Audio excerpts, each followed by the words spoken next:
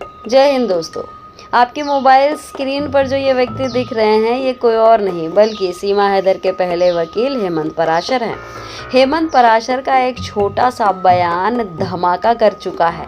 आज हम आपको एक ऐसी बात बताने जा रहे हैं, एक ऐसा खुलासा करने जा रहे हैं जिस पर अभी तक किसी की भी निगाहें नहीं गई। इस बात को जब आप सुनेंगे तो आप ये मानने पर मजबूर हो जाएंगे कि अब पाकिस्तानी सीमा हैदर को भारत में कोई भी नहीं रोक सकता। आज आप ये भी जानेंगे कि पाकिस्तानी सीमा हैदर के मौजूदा वकील डॉक्टर AP सिंह ने जो झूठ का गांव बसाया था वो अब जलकर खाक होने जा रहा है। पाकिस्तानी अवैध घुसपैठी सीमा हैदर किसी भी तरीके से भारत में टिक जाए, रह जाए, इसके लिए इन्होंने तमाम प्रयास किए। पहले तो कहा कि यह पाकिस्तानी नहीं हिंदुस्तानी इस बिना पर हो गई है क्योंकि इसने सनातन धर्म कबूल कर लिया है। उसके बाद इन्होंने कहा कि यह सचिन मीना की पत्नी हो गई है क्योंकि इसने हिंदू रीति रिवाज के तहत अपनी शादी की है। और तीसरी जो इन्होंने चाल चली वो चाल थी कि सीमा हैदर यहाँ प्रेग्नेंट हुई और सचिन के बच्चे की मां बन चुकी है। लेकिन सबसे ऊपर जो अपनी बात उन्होंने रखी ताकि सीमा हैदर को भारत से ना भगाया जाए, वो बात थी कि सीमा हैदर का केस कोर्ट में विचाराधीन है। एंड अबव ऑल सबसे बड़ा विक्टिम कार्ड इन्होंने ये खेल दिया कि सीमा हैदर का जो मामला है वो राष्ट्रपति द्रौपदी मुर्मू साहिबा के पास विचाराधीन है। अब आप इन सब बातों को सुन लिए। अब जो सबसे ज़रूरी बात है, जब आप सुनेंगे तो आपके होश उड़ जाएंगे। अब सवाल उठता है कि इतनी सारी बातें तो ये कह गए, लेकिन आखिरी बात जो इन्होंने कह दी कि सीमा हैदर का मामला महामहिम राष्ट्रपति द्रौपदी मुर्मू के पास विचाराधीन है। तो विचाराधीन कैसे है? क्योंकि जब आप कोई याचिका लगाते हैं तो उस याचिका के लिए प्रॉपर डॉक्यूमेंटेशन होता है। आपके पास दस्तावेज होने चाहिए ऐसे ताकि आप अपनी बात को साबित कर सकें, मजबूती से रख सकें। लेकिन अब जो बात आप सुनेंगे, ये सुनकर आप भी जान जाएंगे कि सीमा हैदर के वकील डॉक्टर AP सिंह ने अब तक यानी कि पिछले 2 साल में कितने सारे झूठ बोले हैं।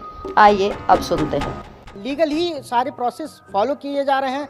सीमा सचिन हैदर के सारे डॉक्यूमेंट ATS के पास सबमिट हैं, कोर्ट में सारी चीज़ें चल रही हैं। मैं उन्हीं से पूछना चाहता हूँ क्या डॉक्यूमेंट हैं सीमा के जो राष्ट्रपति महोदया के पास दिए हैं या ATS वगैरह को दिए हैं या गृह मंत्रालय को दिए हैं, उन डॉक्यूमेंट्स को सार्वजनिक करें ना। क्या डॉक्यूमेंट्स उन्होंने पेश किए हैं इसकी नागरिकता के विषय में?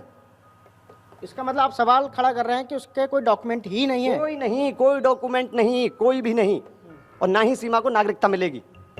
इसे कहते हैं झूठ के मुंह पर खींचकर एक तमाचा मारना।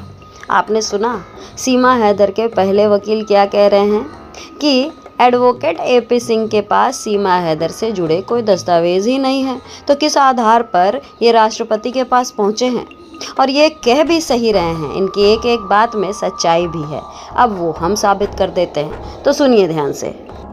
आपको ध्यान होगा कि जिस हेमंत पराशर ने सीमा हैदर की बेल कराई थी, सबसे पहले इस नागिन ने उन्हें ही डसा था और उनके लिए एक बयान जारी की थी जिसमें हेमंत पराशर को बहुत भला बुरा कहते हुए ये कहा था कि उसके सारे ओरिजिनल डॉक्यूमेंट्स हेमंत पराशर ने अपने पास रख लिए हैं और वापस नहीं कर रहे हैं, जिसे लेकर आगे उसके वकील डॉक्टर AP सिंह का बयान आया था कि वो इलाहाबाद बार काउंसिल में इस बात की शिकायत कर चुके हैं, जिसके बाद हेमंत पराशर के खिलाफ एक्शन लिया जाएगा। तो हेमंत पराशर ने ये स्पष्ट कर दिया है कि डॉक्टर AP सिंह के पास सीमा हैदर से जुड़े कोई ओरिजिनल डॉक्यूमेंट ही नहीं है। तो जब डॉक्यूमेंट ही नहीं तो किस आधार पर ये राष्ट्रपति के पास पहुंचे हैं याचिका लगाने। लीगल ही सारे प्रोसेस फॉलो किए जा रहे हैं।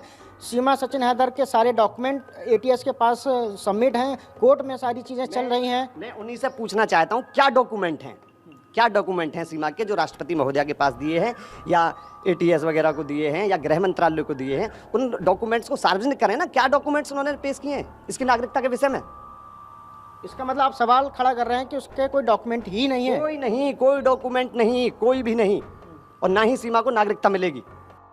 दोस्तों अब यहाँ कुछ और बताने की ज़रूरत है क्या?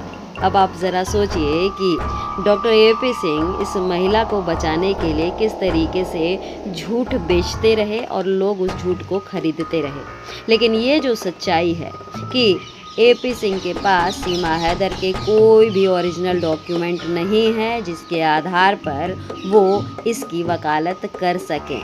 दोस्तों, वकील साहब की इस झूठ की दुकान पर तुरंत ताला लग सके, इसलिए देरी मत करिए, तुरंत इस खबर को शेयर कीजिए, लाइक कीजिए और सब्सक्राइब नहीं किए हैं तो अब कर लीजिए।